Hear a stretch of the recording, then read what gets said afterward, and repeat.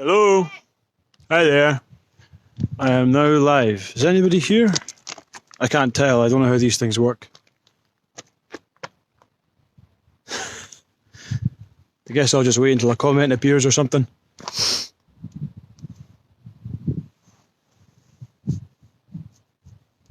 Oh, is that? I think I can see a little icon. Does that mean that you're live, Christian? Hey, man. How's it going? Woohoo!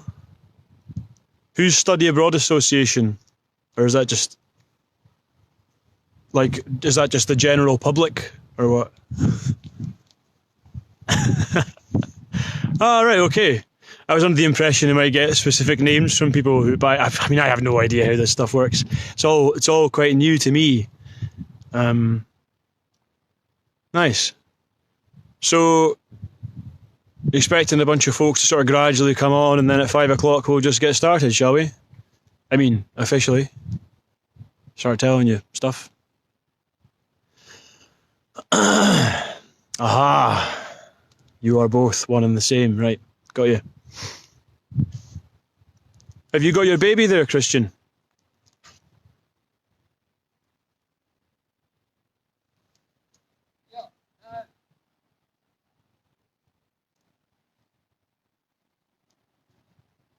Also, how's the sound? Is it alright? Hopefully the wind won't interfere too much. What else can I do here? Type things, put the flash on. What's the magic wand do? Oh, is this where I give myself funny faces and things? That's right. Oh, here we go.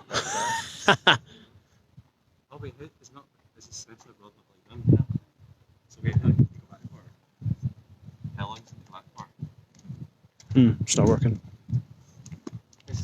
Oh shit, how did I get this? Oh, here we go. Good. Ah, good. Hello, Amanda. Good, so individual folk can comment. Amanda, have we met before? Because I've done tours with quite a few people from Oklahoma. I don't know if maybe you were here. Were you here? Oh yeah, you're in Slovakia, of course. So you're doing lockdown with the family, that's good.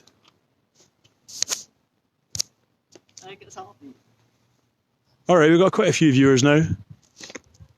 So... Ah, right, okay. Well, here's a good start. Hopefully I'll convince you that by the time this whole thing is over, you'll want to come immediately on the first flight available, which should be cheap because all the airlines are going bust and they need customers, so it'll be a great time to visit Scotland when all this is over. If anyone has any questions or anything to say, anything they want to ask, feel free. Just go ahead and type stuff in. I'm going to keep it pretty informal and open, so... and I had a good think about how I'm going to do this, you know, because I've never done a virtual tour before or anything of the sort. In fact, anything involving social media generally makes me shy away and recoil in horror, so this is all quite unusual and unnerving for me. But we'll give it a go, and I thought about how I'm going to plan for it. And what I'm going to talk about, you know, when I was in the shower this morning. And after that consideration, I decided I'll just play it by ear. There's so many stories to tell. There's so much to say. So I figured we'll just see what everybody's... I'm just going to walk and talk, and if you've got anything you want to ask or anything you want to say, just do so. Pop questions up any time. I will read them. I'll get a chance to... Oh, a little love heart floated past. Ooh, what does that mean? Just some sort of Tinder at the same time. Fantastic. So yeah, if anybody's got anything they want to ask or say, just do so. I'll get around to reading the messages and I'll answer what you've said or just interject anytime, be as conversational as possible as it can be in this format, I suppose. And we'll do it that way. Was that like, whoa, look at those numbers, they're racking up. 22 people. Holy shit, I'm an influencer. Yes, start of my new career. So, I think we can probably just get started. They've got quite a few folk in here. So if you're here, then say something, I don't know, post an emoji or a hashtag or whatever it is you folk do online, if you like. And we shall get started. And, oh, God, I really don't know what I'm doing here. Right, nice. So, As I say, I wondered where I was going to start and how I was going to conduct the tour. So I decided in the end that I would begin in a rather surprising location, a bit of a surprise. I decided I'm going to start right here in Athens. How about that? Ooh, not quite what you expected. It's going to be a long walk home. I might have to deal with a few legal problems, of course, getting into countries and whatnot. Might last a little longer than an hour. But yeah, we have our own Parthenon here. It's atop one of the hills of Edinburgh. Hello, folks. Howdy from KS, I assume is Kansas and Oklahoma. Canada. Hang on, you've a place in Canada called hockey. Really? What came first, the city or the sport? I'm kind of curious. You can answer that in your own time. I want to know. So yeah, I'm up here on Carlton Hill, which I thought was a great place to begin. Not least of all because it gives you the best overview of the city. Gives you the best kind of, look around. I said before in my previous videos, which I don't know if anyone saw, that Edinburgh's not a bad place to be during such times, or any time, really. I mean, I'm not joking when I honestly say I think this is one of the finest cities in the world. And we have excellent views all around here. I was a bit concerned at them earlier on, thinking, it's too bad we haven't got the blue sky days of earlier, but we do actually now. The blue's coming out, the grey's fading away, and we've got gorgeous views all across what we call the Firth of Forth there. Firth is the Scots word for estuary. It comes in from the North Sea, goes right inland, what the Norse would have called fjord. And in fact, oh hey Michelle, glad you can make it. Oh, there's folk I know. I suppose that's what happens with social media, isn't it? I don't know, I haven't got a clue. So yeah, right here, the Firth of Forth. And the Norse would have called it the Scottish Fjords. This is a very important body of water. It divides the country in two, you know. So I think the hill is a good place to start because you've got great views all around. I can show you a few things. Now, we've only got an hour, which is such a limited time. And I realise there's so many things I want to talk about. I honestly don't know how much I'm going to get through in that time. I'm going to do my best to get through a lot. Again, if you have any questions, you want to say anything, just go for it, fire away, and I'll do my best to answer, or just get a conversation going, you know, and we'll keep it open and very, very informal. And I'll get through as much as I can, and we'll see how far we get. So, Edinburgh's built on 7 hills. I'm on one of them, Carlton Hill. Over there in the distance beyond the trees is Arthur's Seat, which is a very prominent one, very beautiful and distinctive volcanic crag here in Edinburgh. Very bold by virtue of its design, but not as big as it looks. I'll show you some other views soon, but I think I'll start maybe just over here. You know, I'll pass by things and just talk about them as we go. Right here we have Scotland's Old Observatory, opened back in the 19th century for a few years before they realised that, you know, we have that to deal with. And yeah, observatory in Scotland. Great idea, eh? And then they went in and they were like, can't you see anything, it's just clouds, shite. So they shut it down, and now it's a modern art gallery, which is arguably less useful. But it's also got a nice restaurant in there too. So, as I said before, here we've got the Firth of Forth looking out over Scotland, from Edinburgh, from a Carlton Hill, all across the water there. Vikings used to sail up and invade. Even the Vikings, though, were afraid of invading Scotland. We have some stories from the Icelandic sagas where, you know, I mean, most of the Icelandic sagas are very dramatic stories of Ragnarok and Vikings and Odin and Thor and all this sort of thing, you know. But there's one section of the Icelandic sagas which is very much more like a travel guide for your urbane Viking. And it sort of says, beware of travelling to Scotland or raiding and pillaging there, because it is full of nasty people who speak an incomprehensible language and the weather is awful. And that was coming from Iceland, so it must have been quite scary. So they used this body of water to defend the country. So where I am now is the lowlands. Scotland, as you may know, has also got the Highlands, which is its most famous part. And you know, the lowlands here, as the name suggests, it's low in topography, it's smoother and more approachable. And if you really want to get into the rest of the country, you had to go via this body of water here, which really divides the country in two as a defensive barrier. So in times past, it was used to defend the nation, and that's why you've got Edinburgh Castle here, Stirling Castle about 50 kilometres over towards the west. They were the kind of defenders. If you held those two castles, you could access the country.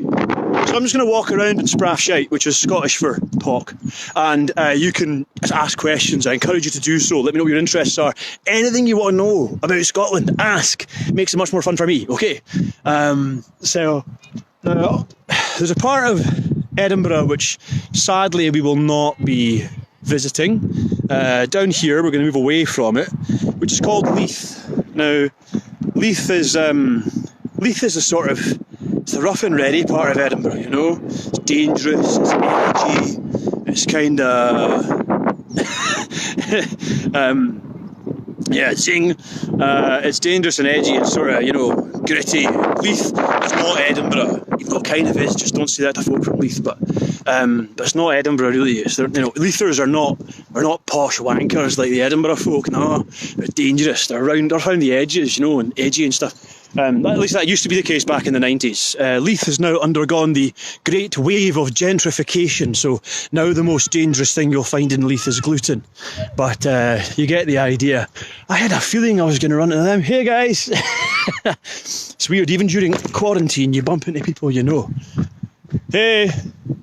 Pippi! Sorry, this dog loves me. Hello, Pippi! Pippin! Come and say hi. How you guys doing? Good, how are you? Yeah, I'm doing my tour right now. Oh. These are my pals who I'd normally hug, but I'm not allowed, as you all know. So, yeah. Hello. Pippin! Come and say hello. Pippin! Oh, just take a piss. Fair enough. Right, yeah, he's off. Oh, more friends. Did you know they were here? Are you with them? No. I'm calling the police. You're in trouble. Are you guys meeting groups of two or more? Hey, Naomi. No, now we are. Yeah. We just started something else. Right. Nice to see you guys. I'm doing a live tour right now, so I should get back to work. Yeah, you're famous now. Congratulations. Anyway, sorry to distract. I knew I'd bump into somebody. Oh, you know, now I actually wanted to go up this way, so I'm gonna hike up this hill quick and see what I can show you. Because round here I believe you get one of the finest views of Edinburgh that you're going to find anywhere. Hey, Shanna from Arkansas. Shanna! Nice to see you. Or is it Shana? Guess you can't tell me, can you? Not in this format. I think it's Shana. Anyway, so round here I believe you get one of the finest views of Edinburgh that can be found anywhere from this hill, which is why it's a really nice place to begin. Oh, not as fit and young as I once was, thank goodness. Should not have run up that hill. Bloody hell. So, I say it's a fine view. Now we've actually got quite a lot of construction going on. Hey Dodge City! So, around here, not so fine, because the top end of Leith are doing a great deal of urban redevelopment right now. All those cranes you can see kind of ruining the beautiful view of ancient Edinburgh.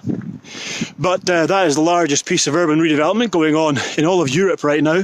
£2 billion worth of investment in redeveloping this part of the city.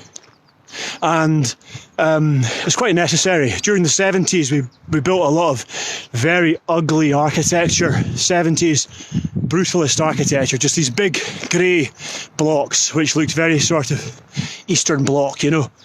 There was a shopping centre there, it was absolutely hideous, but they knocked it down and now they're building a new shopping centre which is going to be absolutely hideous, I'm sure, so looking forward to that. But away from the cranes, we finally get a view of the city itself. Now, I have no idea how good the quality is on this. I hope it's good enough to get an impression of what I'm showing you. Let's go up here actually. Who knew it was going to be a workout? No problem, Renee. Once again, for those who's joining, just ask questions if you have any. Pretty keen to answer. Here we go. So, from there, you can kind of get an impression of the view. Now, way over there, in the distance, that is Edinburgh Castle, which is where we're going to be finishing. So I'm going to start here and end up there.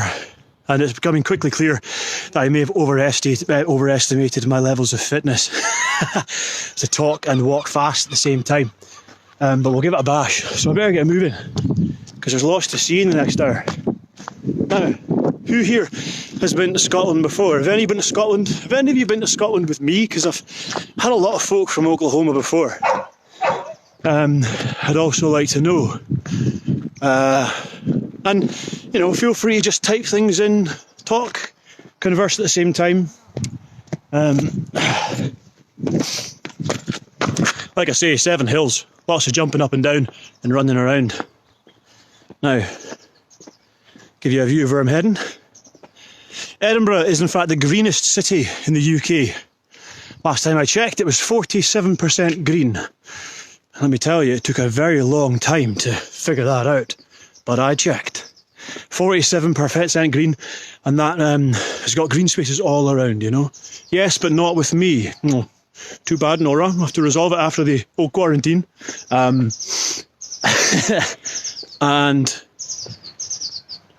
I should put this camera back on. There we go. So yeah, you've never short of green spaces around. It's one of my favourite things about it. Now, a bit about myself, because I haven't really introduced myself either. You went on a bus tour. Oh no, yeah. Walking's the way to go. Or video tours apparently also are great, so I hear. Hey Ruth, nice. You hopefully will be there in Thetford, England, this summer. We'll be in Thetford, so you can come up and check it out. Yeah.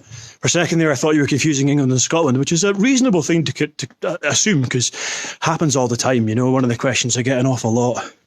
I once had someone be like, "So, I keep going to the bag machines and they keep giving me these Scottish notes. Can I spend them here?" And I was like, "Yeah," but they thought they were in England still, So totally do confuse the two. Yeah, so a bit about myself. My name's Greg, formal introduction. Hi, I am from Aberdeen, which is further in the northeast. If you've never been to Aberdeen before, you absolutely must avoid it at all costs, because it's an absolute shithole. But I escaped Aberdeen 13 years ago. I wandered down here out of the mists, and they captured me, they dressed me, they shaved me, they gave me a job, they taught me English, sort of, which by the way also can be a problem. If you're struggling to understand what I'm saying, then let me know. I'll try and speak a little slower and try to put on my best Queen's English if necessary. We speak our own language up there in Aberdeen, you see. Now, I arrived here about 13, 14 years ago now, who knows how long. And I just fell in love with it. It wasn't inertia that kept me here. I think Edinburgh genuinely is such an exceptional place, not just because of the beauty and the history and the many other assets it naturally has, but also because of an atmosphere, which is something I wish I could portray to you, but you've got to live here to know. Maybe not this time, but the atmosphere you see here is very...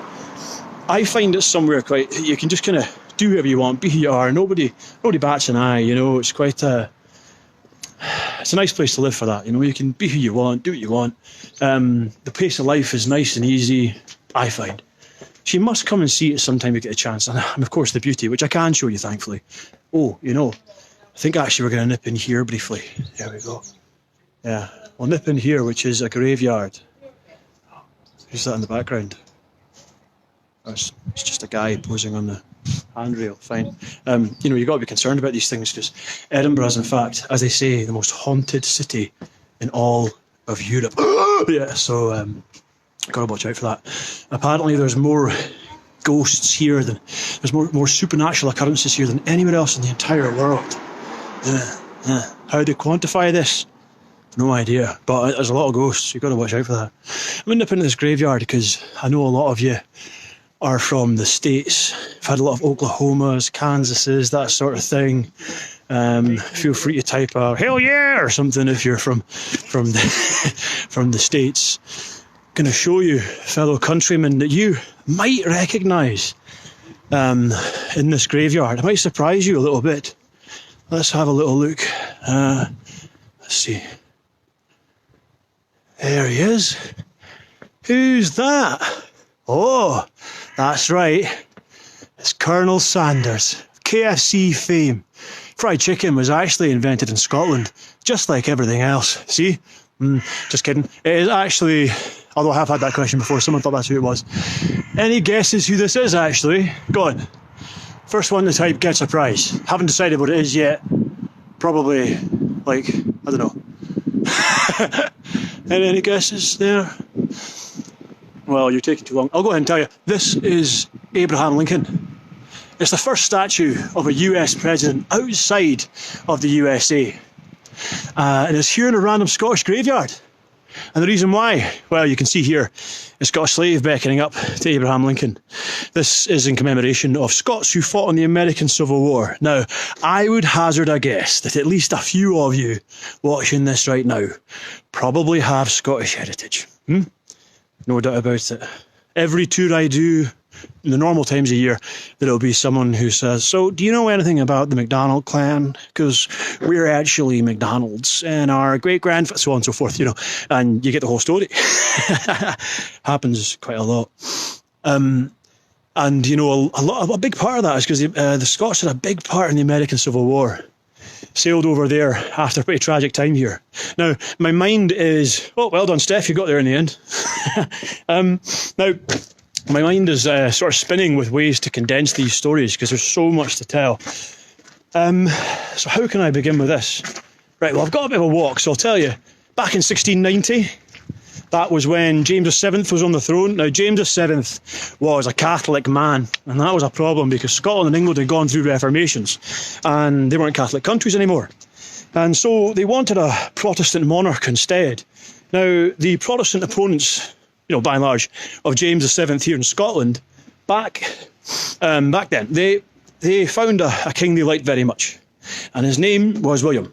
William of Orange, the Dutch king. He was Protestant. They said, hey, William, come on over here. You can have our country. Just don't be a Catholic. And he was like, yeah, okay. Because he was Dutch and he smoked. It's a lazy joke. Anyway, he sailed over, defeated James, and James is exiled to France. Now, in the aftermath, we got Protestant William on the throne. William was Dutch, but he was Protestant and he was married to Mary. That's James's daughter. So the old Stuart royal bloodline was still there, which is very important to them. And so everyone was mostly satisfied, except from the Catholics, of course. There was still a lot of them going around. Highlands were all Catholic, weren't happy about it. So a war then ensued. A war between Catholics and Protestants, I know.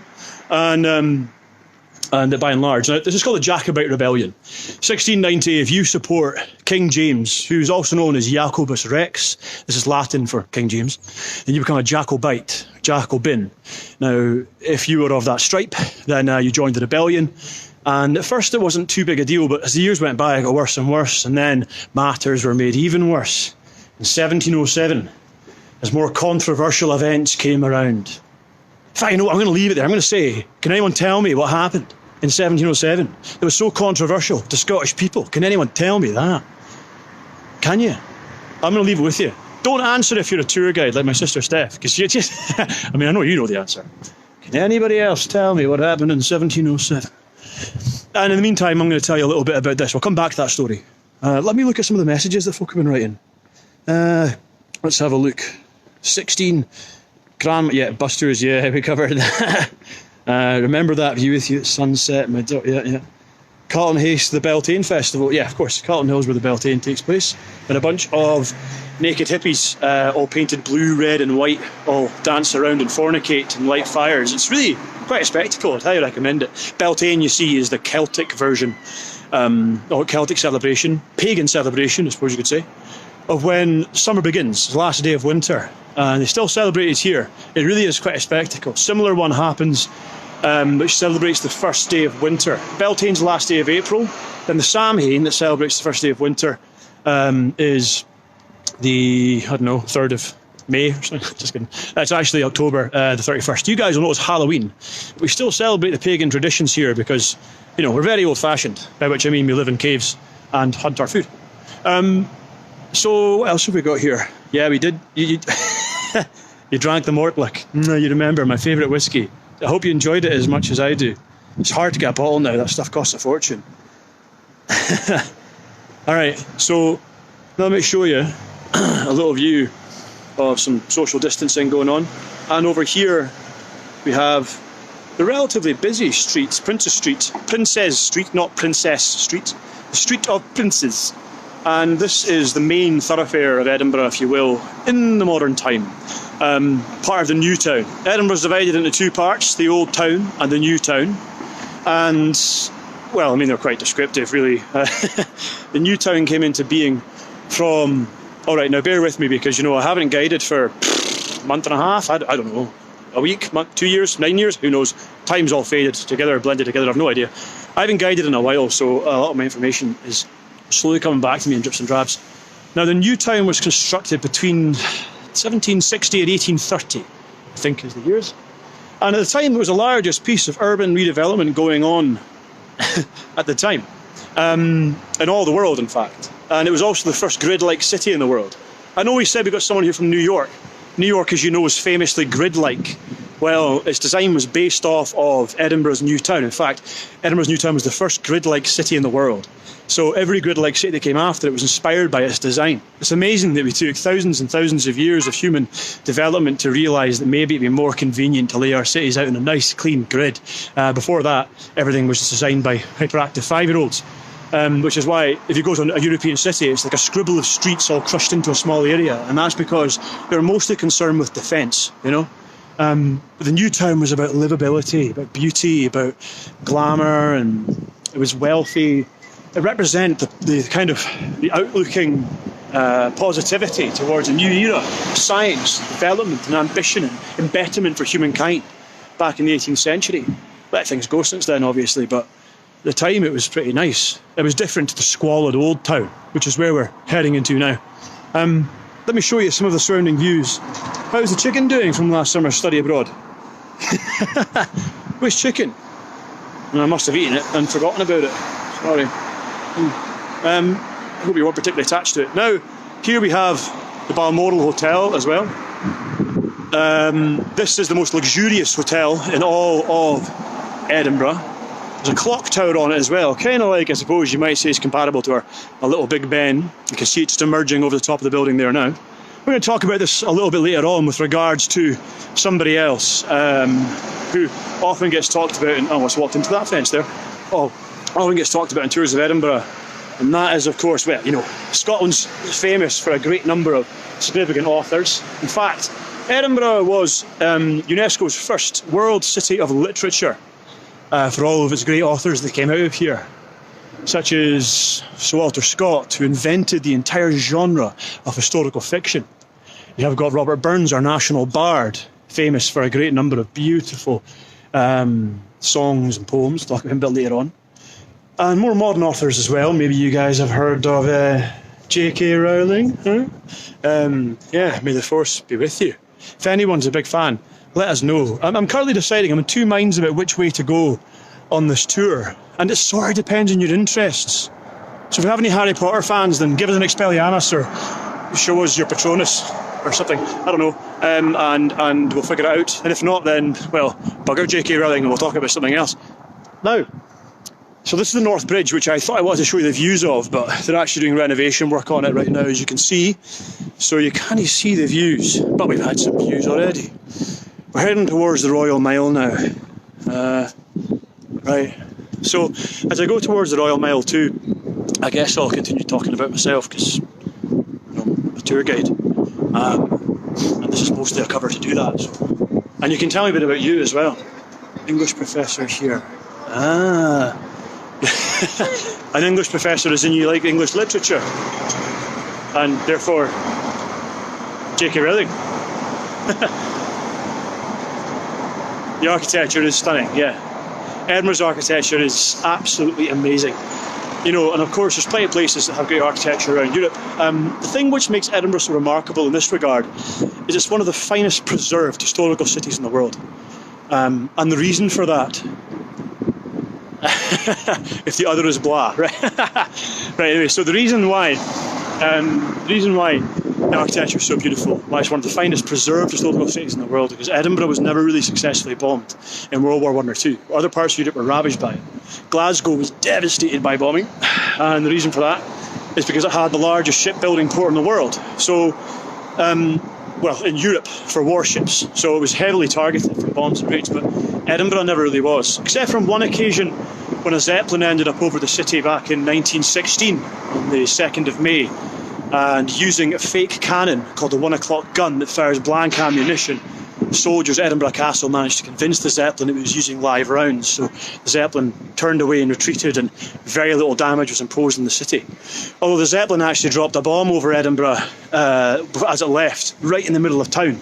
The bomb just happened to be a dud. So it was safely removed, and no harm, no foul. And you had a bunch of soldiers shooting a toy gun at a Zeppelin, dropping dud bombs, and the entire thing was, it was the best battle ever fought, actually.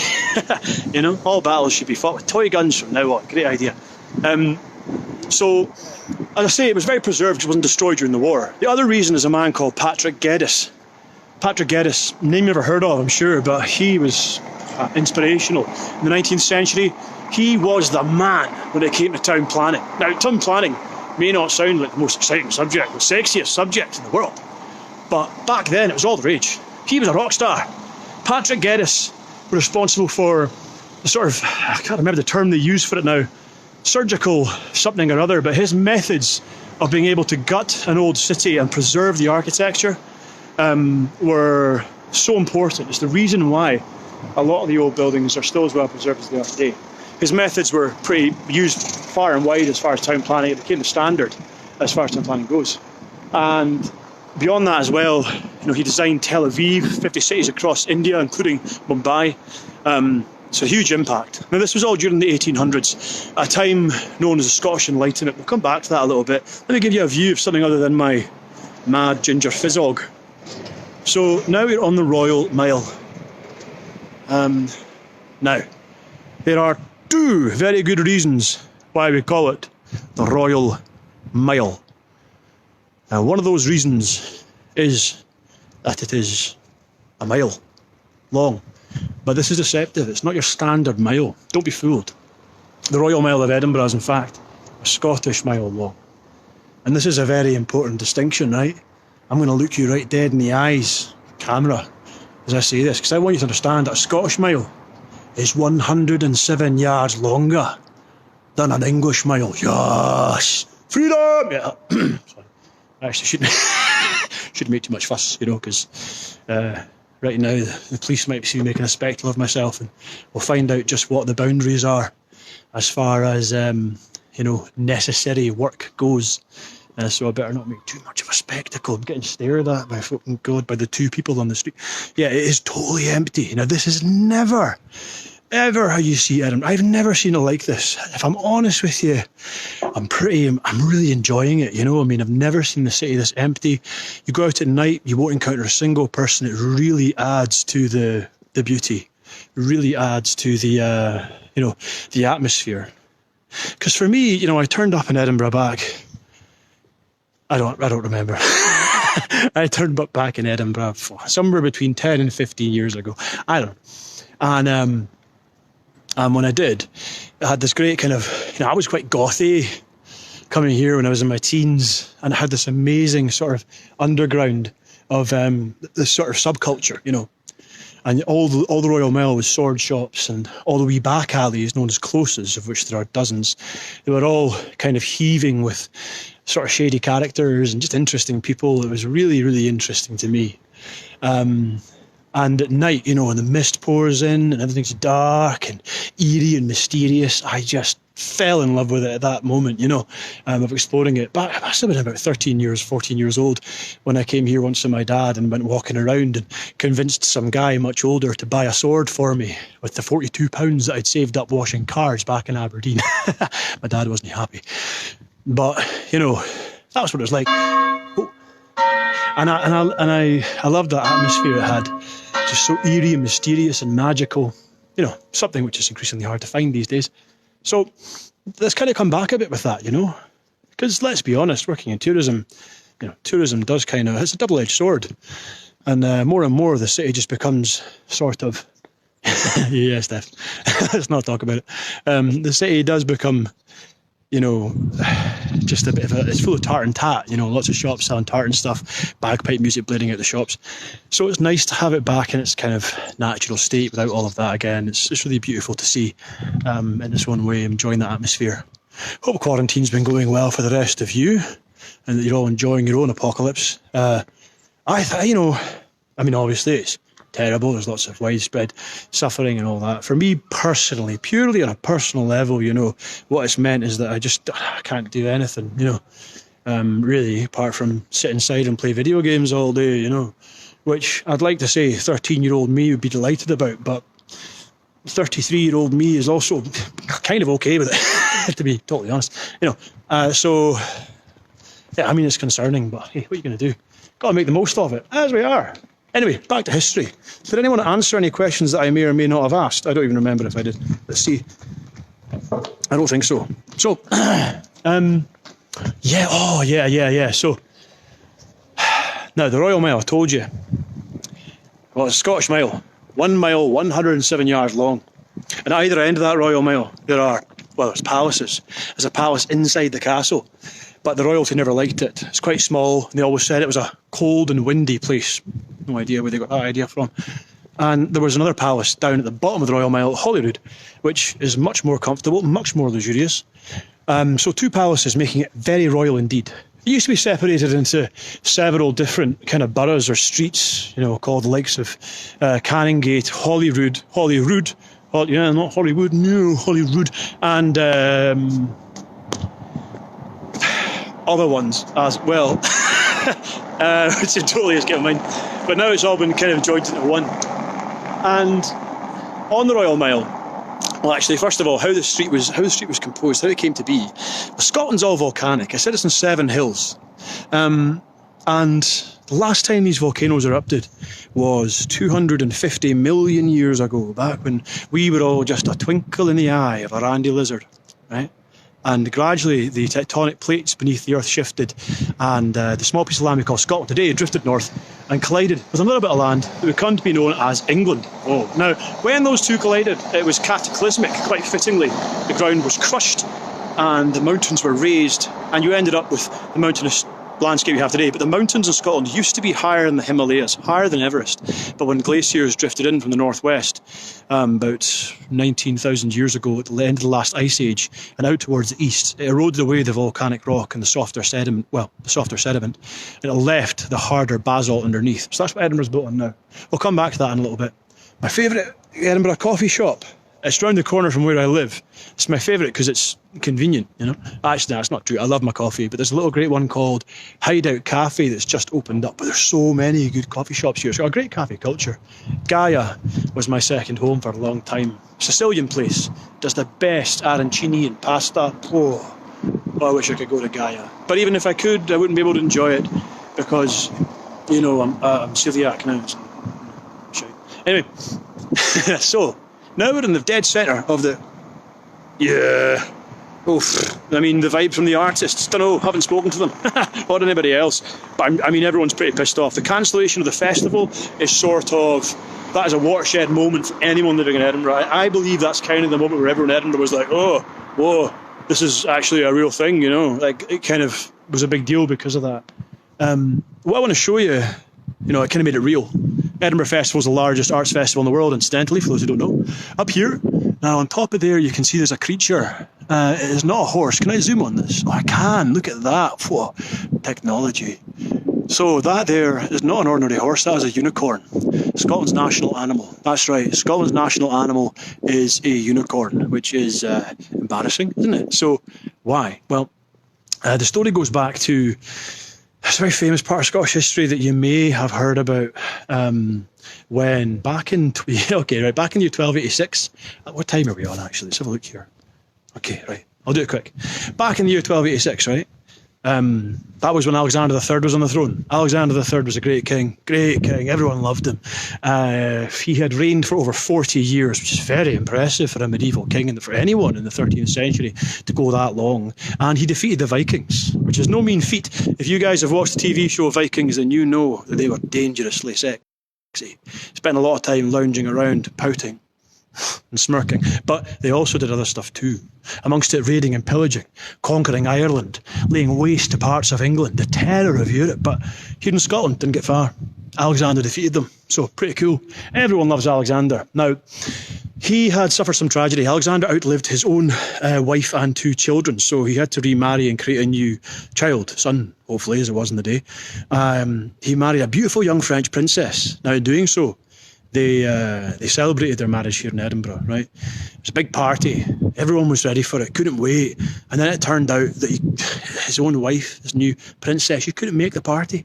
A terrible storm was raging across Edinburgh out of nowhere, across the entire country. Nobody could leave their home.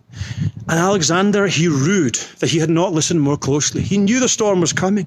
He'd been given a warning. Now, there was no weather forecasters back then. The next best thing was a prophet. Thomas the Rhymer, the famous Scottish prophet, had come to the king and given him a prophecy. He told him that tomorrow before noon, a wind shall blow in Scotland like has never blown before, right? And Alexander was like, right, yeah, thanks, Thomas. And he didn't listen, but he should have done. Thomas was right. A terrible storm had arrived. Now, his wife couldn't make it, so he sat surrounded by the company of hairy drunk men, and finally he got tired. He slammed his tankard down. Beer flies up in the air, gets to his feet, and he goes, "Storm be damned. My wife can't come to me, I'll go to her." And all his men were like, "Whoa!" It was just like their bold king, ride through the storm to find this princess. She was 20 miles north in the town of King's Horn, which, it's pretty funny because that's also what he was suffering from.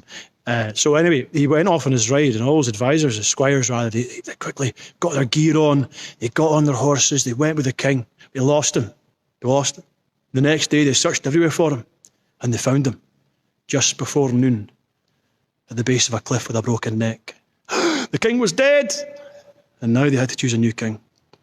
A terrible disaster. Now Scotland was thrown into succession crisis. Terrible time, This was when we had to choose a new king. But the thing is, there's 16 different men who all think they're the next king of Scotland. Now, I don't know if you know anything about medieval history, but this is generally not a good position to find yourself in. 16 men. There's generally 2 ways that this can resolve. One way, Game of Thrones. You seen Game of Thrones? You probably have seen Game of Thrones. Everybody dies, okay? The other way is we come to an agreement about who the next king should be. But we couldn't agree. Everyone just argues, saying, I should be king. Right, so what are we going to do? We need a third party, an impartial advisor to help us choose a new king of Scotland. And that's why we decide to ask Edward I, King of England, to help us choose a new king. Now, this controversial choice, Edward was the most ruthless man ever to sit on the English throne. He was a bit busy, actually. He'd just finished conquering Ireland and Wales, but he said that as soon as he'd washed up, he'd be right there, And you're like, great. Didn't see the pattern at all. So we invited him up and presented Edward with the 16 claimants to the Scottish throne. Now, Edward took this job very seriously. He did. He went away, he thought about it long and hard, and he agonised and he researched, and he came back to us. And finally, Edward said, "So, I've had to think about it, and, to be honest, I think that I should be king." And we were like, "Sorry, you can't pick yourself, Edward. I mean, you're not Scottish for a start." And he went, I know how it sounds. The thing is, I thought to myself, Edward, you've come a long way, right, okay, and you've gone to a lot of trouble, right, okay, and you brought your army with you anyway. Sorry, what? And so I thought I'd just, give it a go. Yeah, so he just sort of imposed his rule. He took advantage of Scotland's weak and vulnerable position to impose his rule. Now, England was the most powerful country in all of Europe at that time. Scotland was weak, divided, far less population, had no king to lead it. It should have been the end, but it wasn't. It wasn't the end. Because you see, Edward, he demanded fealty from every Scottish lord, and every Scottish noble across the country had to come and bend the knee and sign a document saying that they recognised him as overlord and ruler of Scotland, and if they did not, then, well, they would lose their land in England and also be considered an enemy. So they had no choice. This document where they signed their name, it was known as the Ragman Rule, on account of all the ragged seals of noble houses hanging off the bottom of the parchment, all the wax seals of Scottish nobility. The Ragman Rule, it tells you how they felt about it. But one name was absent from the Ragman Rule. One name was absent. It's a name that now echoes throughout Scottish history. A name you've probably heard before. A name was the salvation of Scotland. Gibson. Mel Gibson. That's right. This great Scottish hero rose up from the ashes. And, William Wallace, obviously. You guys may have seen Braveheart, possibly. It's a very enjoyable film. You know, I watched it again recently, and I was like, "Oh, it's great! It really is. I mean, you can't deny it. It's such a great story. It really grips you. The battles are fantastic, and controversially, Gibson's accent's not that bad. I mean, it could be worse. Anyway, it's not very accurate. You know, they didn't actually wear kilts back then in the 14th century Scotland. The kilt is a relatively modern invention, 15th century. So that might surprise you a little bit. Anyway, the point is that this whole story resulted in William Wallace rising up in a rebellion against King Edward. What parts of it are true is that his wife was actually killed by English soldiers, but not in the way, you know. In the film Braveheart, they kind of present it as though they had this prima nocta thing, and that meant that the English lords could sleep with your wife after marriage, the first one to be able to copulate with them, but I mean, that's not true. That never really happened. But they did subject a lot of brutality upon the people. William Wallace's own father was murdered during what was meant to be a peaceful meeting with an English noble. And he sought revenge with a band of warriors. But eventually he was chased back to the house of his wife. It was there that she was locked inside. The house was burnt down, and she died there with her father. Now, the fire of revenge was just too strong, too hot within William Wallace to ever settle for anything less than revenge and an attempt to try and liberate the country. Of course, that is how they would tell you it now. History is written by the victors. William Wallace is a very, very kind of dubious character. You know, there's not many records. Most of what we know is written by a 15th century poet called Blind Harry. He wrote a poem called The Wallace. According to Blind Harry, William Wallace sailed the high seas, single-handedly captured pirate ships and wrestled with lions and all sorts of other things. So I'm not sure he's entirely to be believed, but that's pretty much the best account we have of it. But we do know that he was probably a man of huge stature who was a very skilled tactician. I haven't got time to tell the whole story of William Wallace and the battles of independence, the wars of independence. So I'd love to, but I haven't got time. So for now, let's say that it resulted after 60 years and 2 wars in a Scottish victory. It remained on its independence. And, and that was the end of that. Well, I mean, until 1707, obviously, when, the Act of Union came along and we capitulated nice and politely, just like the English like it. That one's for you, Hans, if you're watching. Now, here I am a bit further up the Royal Mile.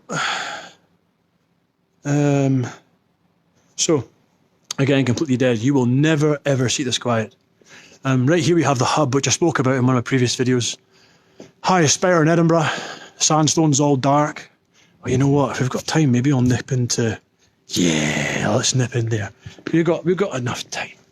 I wanted to go to the Great Hall. I wanted to do so many things, but there's just no time. I'm going to save time by running.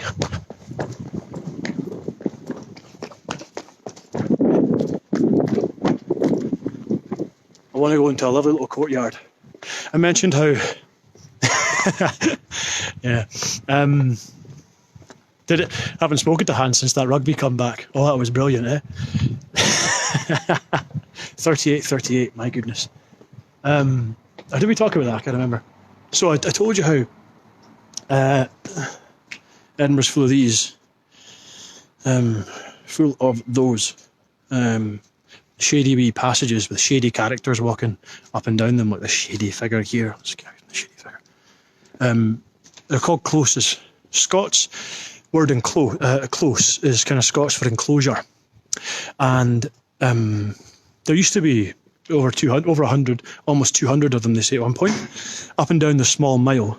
The city's layout can be very much seen as kind of we'll dip down the dark closes as I talk. The city's layout can be very much seen as a kind of fish skeleton. The head of it is where the castle is. The spine is what runs down the Royal Mile, and all the wee alleyways that go off of it are the bones. The tail is around Arthur's Seat, where the Great Volcanic Crag is at the bottom. And the closes of Edinburgh, of which there are still many, many dozens. Hey, Buraram dear. Nice. Good to have you. These wee closes, well, they often hide a lot of secrets around the city. You know, they're part of its charm. You wander around in the darkness, anything could be hiding down those passages. Beautiful scenery, architecture, hidden green spaces. I still, even now, after being here 13 years, being a tour guide for 6 or 7, I still find things I never knew were here, wandering around the city. It amazes me. And these wee closes have excellent atmosphere and architecture. This one here, James's Court, also known as Lady Stairs Close, one of the most famous ones. As you can see, someone's still finding their way to get through a fair bit of drinking. It's the back door of my flat, just there, me and my flatmate keeping ourselves entertained, you know what I mean? Here we have Namaste, my friend, and here we have one of my favourite pubs as well. God, I'd love to go to a pub. Do you guys miss the pub? I miss the pub, you know. It'd be great to just go and sit with pals and have a beer. We used to sit outside right here on a daily basis, and you know what we did every day? Moan. We moaned. We sat there and we drank and we moaned about everything. We moaned about this and we moaned about that.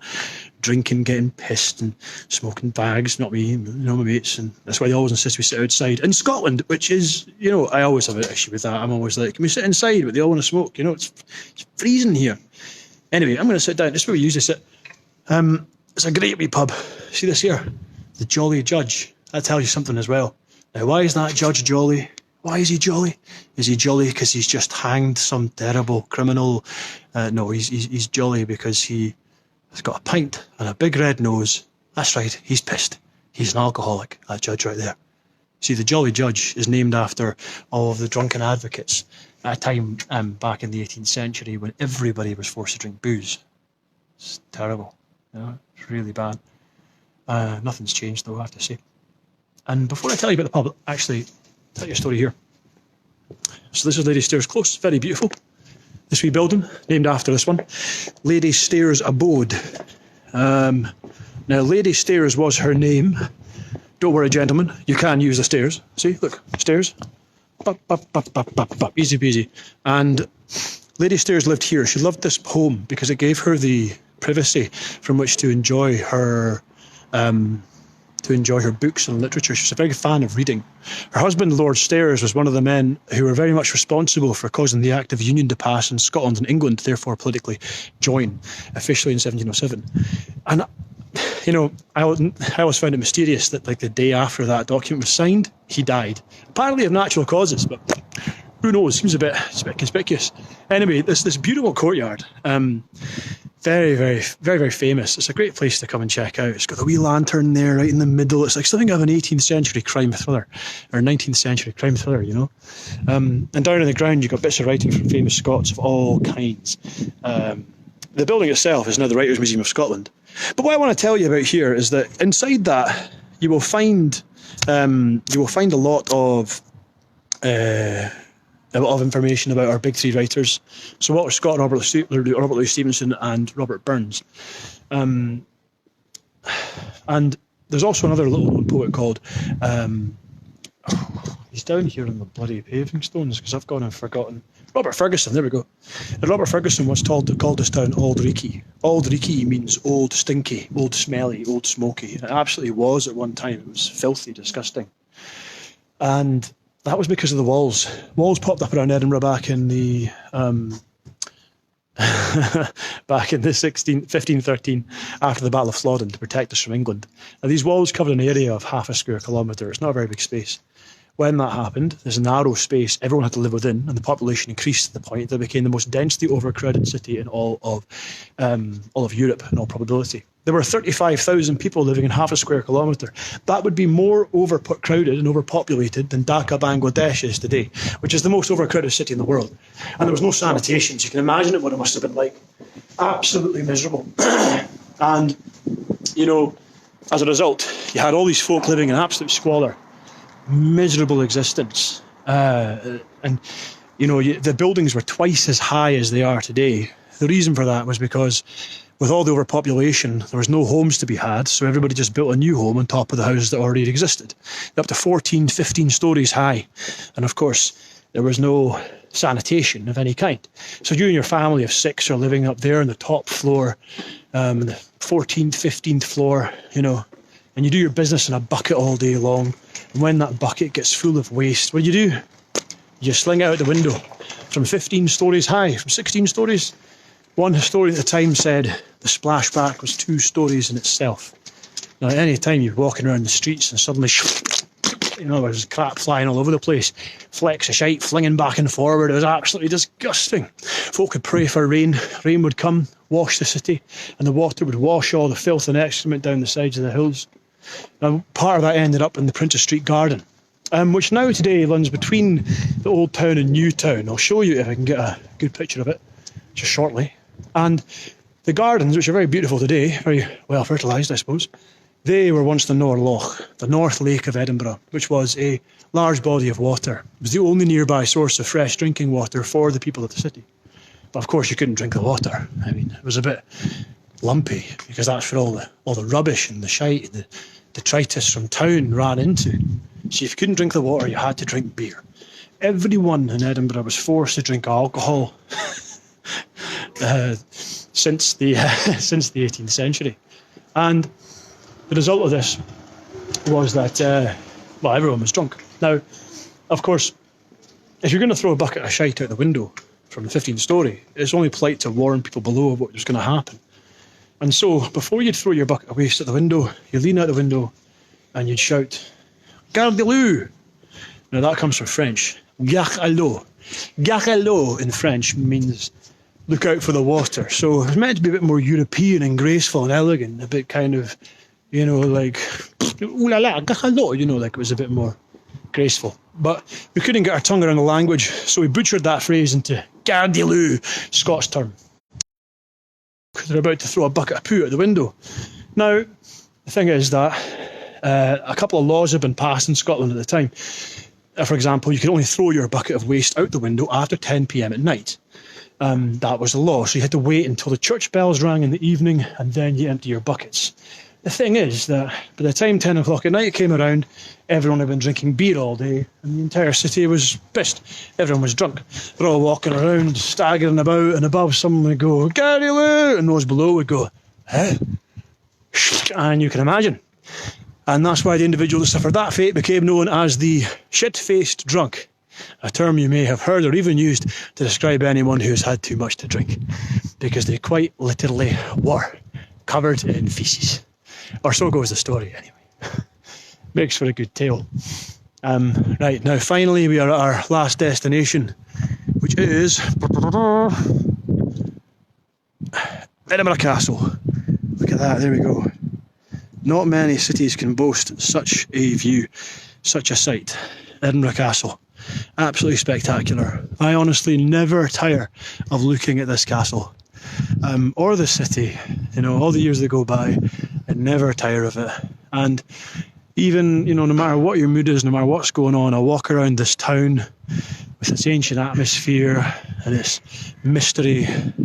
It's there's something convalescing about it, you know. And it's so beautiful now being so empty. And the castle itself, I mean, this is the oldest standing site of continued human habitation in all of the UK. Since 900 BC, people have been living on this rock. It's 3,000 years to the modern day. And we know that because excavations have shown that iron was worked.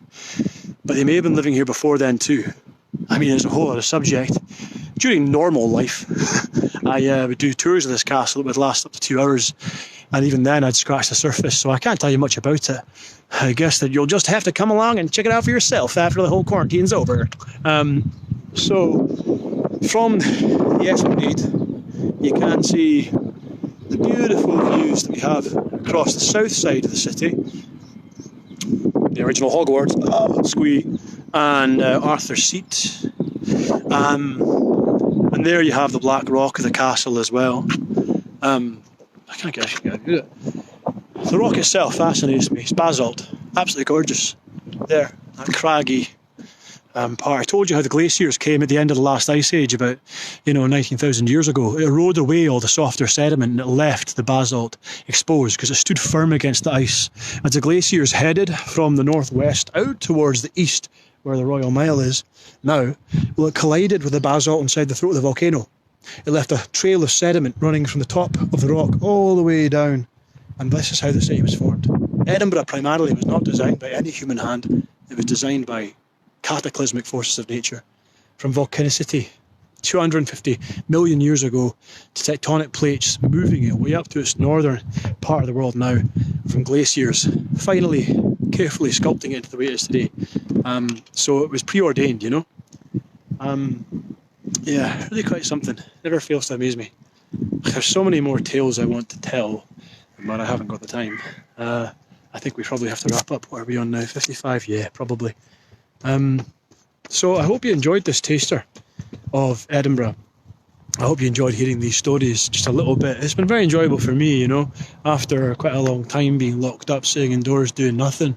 It's been nice to get outside, even though I was reluctant initially to, because, you know, you just sit and stew, but it's been nice getting out and doing a bit of guiding again. So thanks for listening. I hope you've really enjoyed it. And hopefully one day I'll get back to doing it properly. Oh, look, there's the king of the castle going in through the doors. Must be someone very special indeed. They're opening the doors. Look at that. Ne'er has been there such a successful siege. So there you go. And yeah, you're very welcome. I'll show you the last few things before we round up.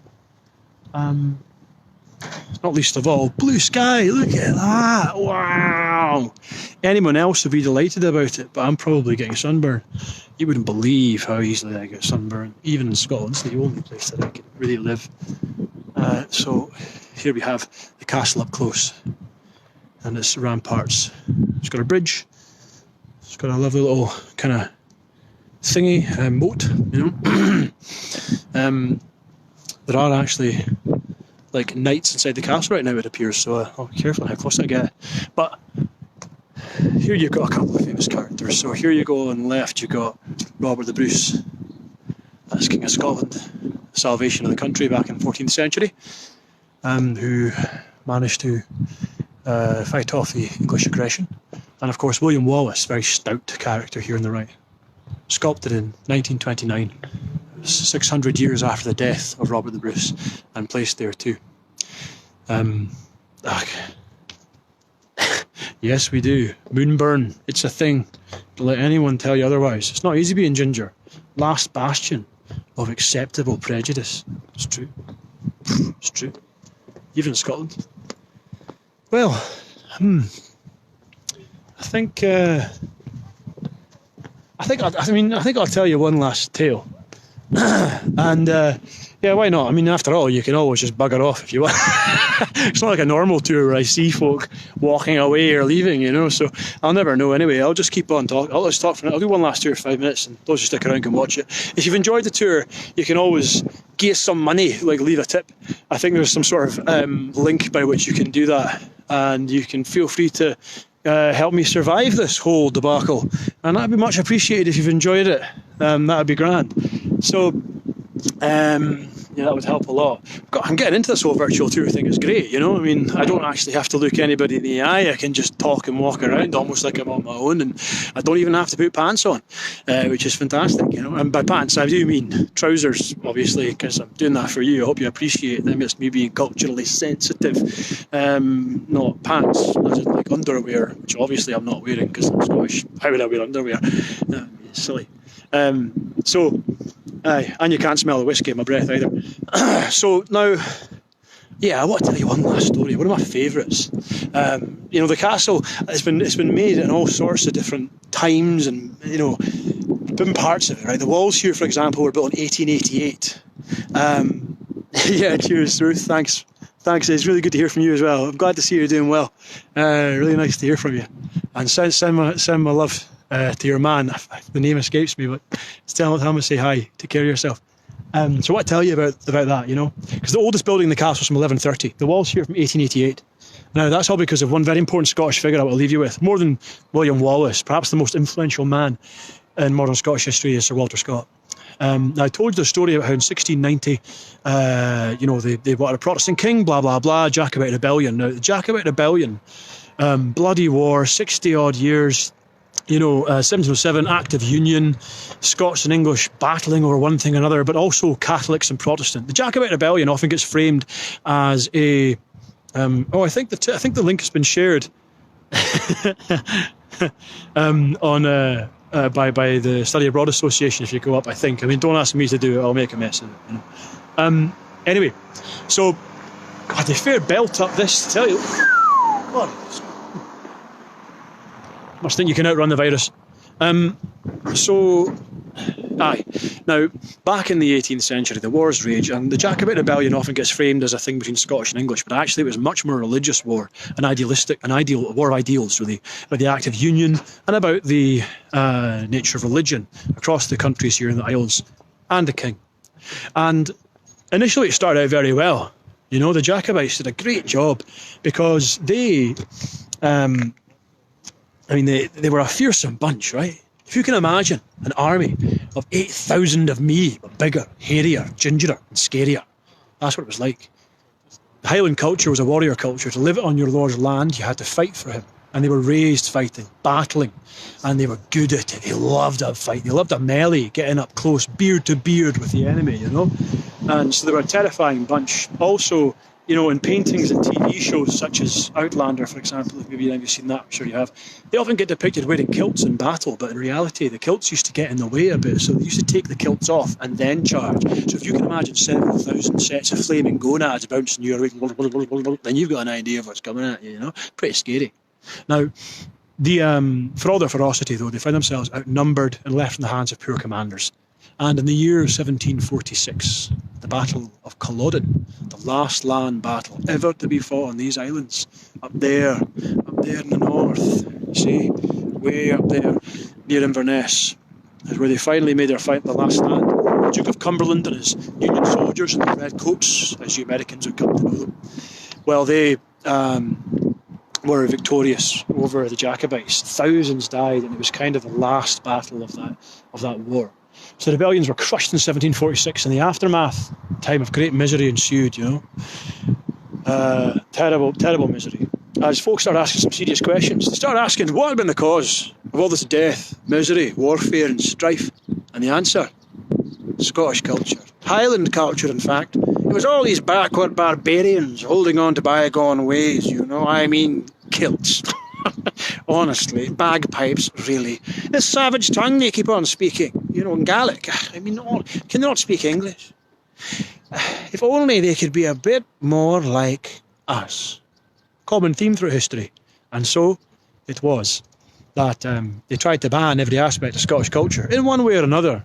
From whiskey to kilts, bagpipes, speaking Gaelic, and many other things you associate with Scotland now is banned or kind of subdued by law and by enforcement. Now, therefore, it's quite strange now today that we have bagpipes, kilts, whiskey, etc. And there's one reason for it, and that's the author Sir Walter Scott. Now, at the start of the 19th century, early 1800s, everybody thought that Scotland was a savage land. As far as English people were concerned, Scotland was full of savage people, feral people who run around in skirts and live in caves. And apparently they don't even speak our language. And that was the perception given by English media. I had portrayed that throughout the years of the wars. But then, finally, things changed. And that was because Walter Scott wrote a series of books called the Waverley novels. These were the first historical fiction novels in the world. So if you like Outlander, Peaky Blinders, Game of Thrones, I don't know, well, you have him to thank. He invented the genre, fiddling around a bit with history, but keeping it in historical context.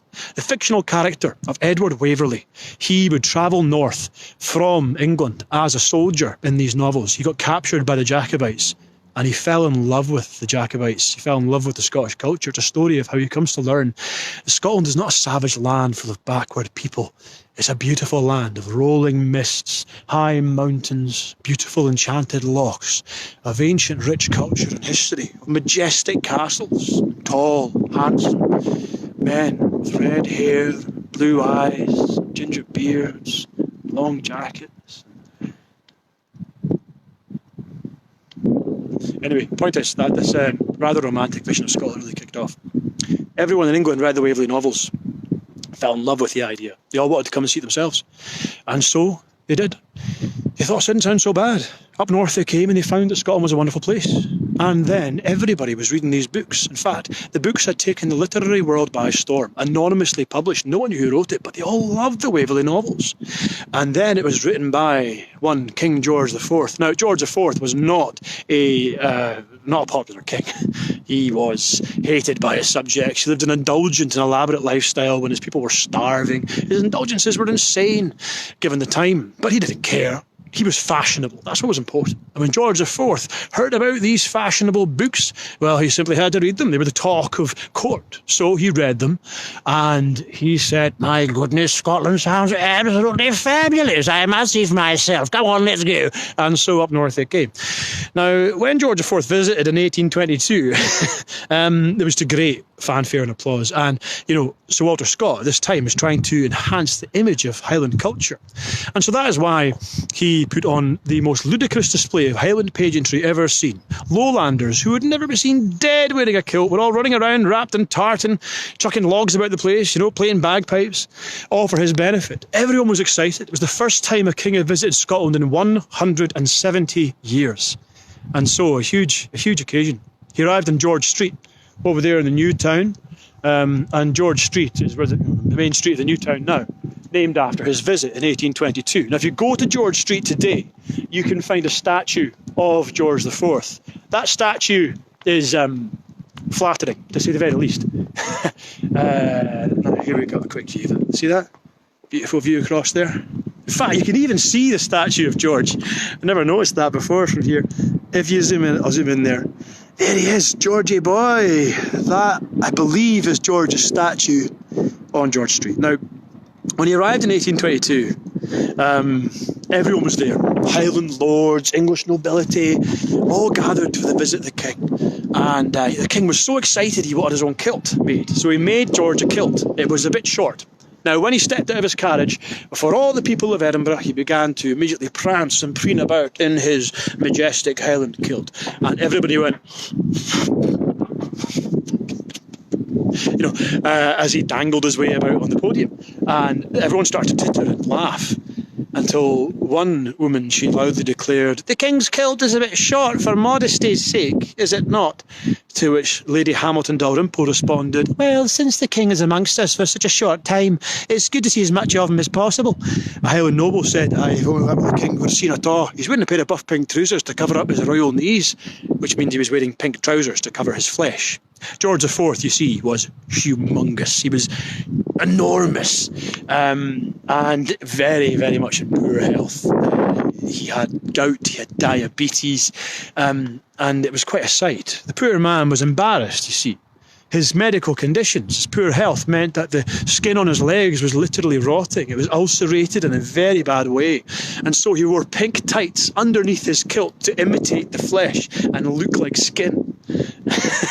And, when everybody saw this, after a few long moments, well, what you had was this huge big king in a tartan miniskirt and pink tights, and everyone went... They just burst into laughter.